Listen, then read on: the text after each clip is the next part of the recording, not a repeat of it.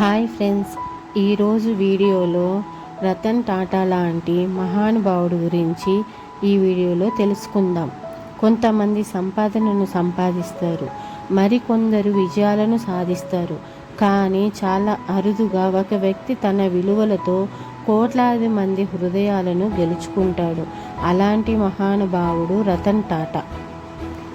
1937 December 28 Mumbai నగరంలో జన్మించిన ఒక బాలుడు భవిష్యత్తులో భారతదేశ వ్యాపార చరిత్రను మార్చబోతున్నాడని అప్పట్లో ఎవ్వరికీ తెలియదు. చిన్నతనంలోనే ఎన్నో వ్యక్తిగత సవాళ్లను ఎదుర్కొన్నప్పటికీ ఆయన ఎప్పుడూ తన లక్ష్యాలను వదులుకోలేదు. వినయం, క్రమశిక్షణ, మానవత్వం, ఈ విలువలే ఆయన జీవితానికి పునాది అయ్యాయి. అమెరికాలో ఉన్నత విద్య పూర్తి చేసిన తర్వాత విదేశాల్లో స్థిరపడే అవకాశాలు ఉన్నప్పటికీ తన దేశం కోసం పనిచేయాలని నిర్ణయించుకున్నారు.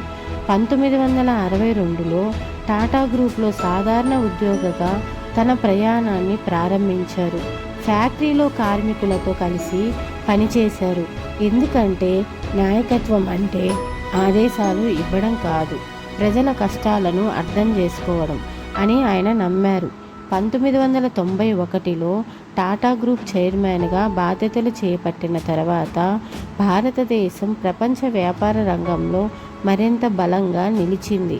Tetley, chorus, jaguar, land rover ఇలాంటి ప్రపంచ ప్రసిద్ధ సంస్థలను టాటా గ్రూప్లో భాగం చేసి భారతీయ సంస్థల సామర్థ్యాన్ని ప్రపంచానికి చూపించారు. ఒకరోజు నలుగురు కుటుంబ సభ్యులు ఒకే బైక్పై ప్రయాణించడం చూసి వారి భద్రత గురించి ఆలోచించారు. ఆ ఆలోచనే టాటా నానో రూపంలో నిజమైంది. వ్యాపార విజయాల కంటే సమాజ సేవకే ఎక్కువ ప్రాధాన్యం ఇచ్చారు.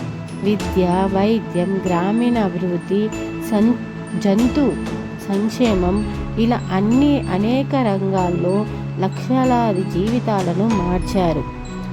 ఆయన ఒక్కసారిగా చెప్పారు, ఒక్క మాట చెప్పారు: ఇతరులు మీపై విసిరే రాళ్లతోనూ ఒక స్మారక చిహ్నాన్ని నిర్మించుకోండి. ఈరోజు రతన్ టాటా మన మధ్య లేకపోయినా ఆయన విలువలు, ఆయన సేవలు, ఆయన స్ఫూర్తి ఎప్పటికీ మనతోనే ఉంటాయి. రతన్ టాటా ఒక పేరు కాదు, ఒక స్ఫూర్తి. ఒక వ్యాపారవేత్త కాదు, ఒక మహానుభావుడు.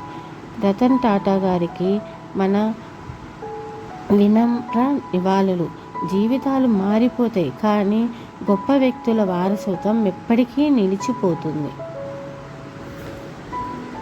ఛానల్ని సపోర్ట్ చేస్తారని ఆశిస్తున్నాను. Please subscribe, share, like. మీరు ఇలా సపోర్ట్ చేస్తే ఇలాంటి వీడియోలు ఇంకా ఎన్నో చేస్తాను. ప్లీజ్ సపోర్ట్ చేయండి ఫ్రెండ్స్.